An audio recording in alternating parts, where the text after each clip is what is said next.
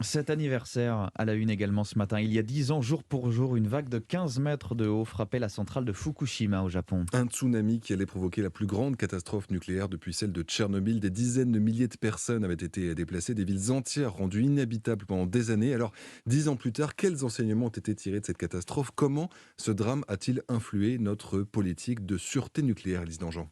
Contrairement à d'autres pays comme les États-Unis, la France a voulu une réponse forte et ambitieuse après le drame, réponse qui a tourné autour d'un constat. À Fukushima, on a manqué d'eau et d'électricité pour gérer les conséquences immédiates de l'accident. Mais si la prise de conscience a été rapide, la réponse à elle était beaucoup plus tardive, selon Yves Marignac, expert du nucléaire à l'Institut Négawatt. Les réflexions qui ont été menées très vite après Fukushima ont assez rapidement abouti à l'idée de ce qu'on a appelé un noyau dur pour alimenter les réacteurs en eau, en électricité.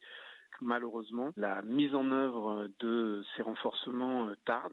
Il faut probablement attendre la moitié de la décennie 2030 avant que l'ensemble des renforcements prévus soient mis en œuvre. Parmi les améliorations déjà visibles dans nos centrales, il y a par exemple la mise sous coffre de l'ensemble des équipements extérieurs ou encore ce qu'on appelle les diesels d'ultime secours pour alimenter chaque réacteur en électricité.